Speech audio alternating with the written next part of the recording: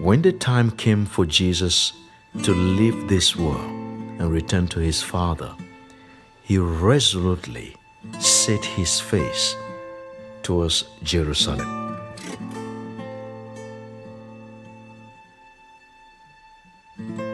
Now, before the Passover celebration, Jesus knew that his hour had come to leave this world and return to his Father. He had loved his disciples during his ministry here on earth, and now he had loved them to the very end.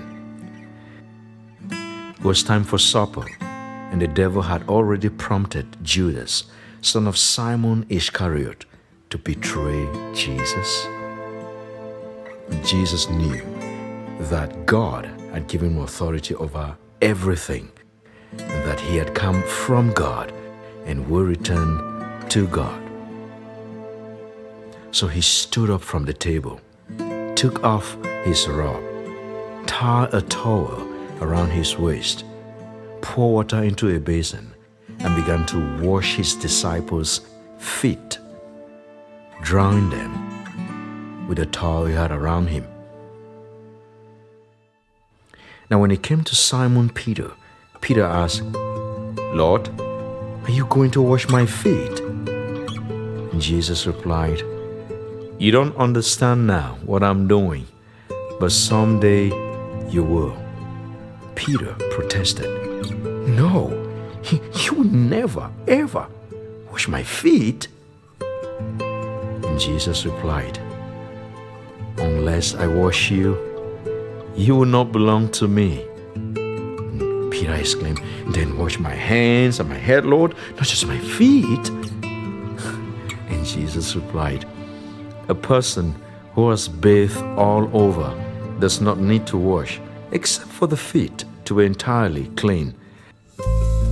And you disciples are clean, but not all of you." For Jesus already knew who was to betray him.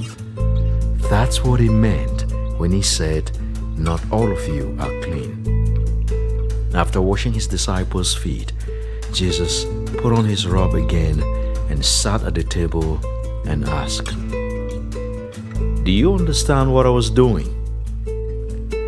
You call me teacher and Lord, and you are right, because that is who I am. And if I, your Lord and teacher, wash your feet, you ought to wash each other's feet. I have set you an example to follow. Do to each other as I have done to you."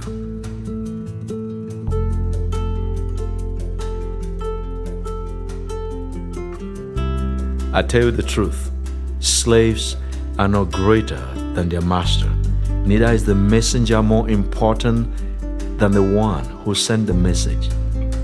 Now that you know these things, God will bless you if you do them.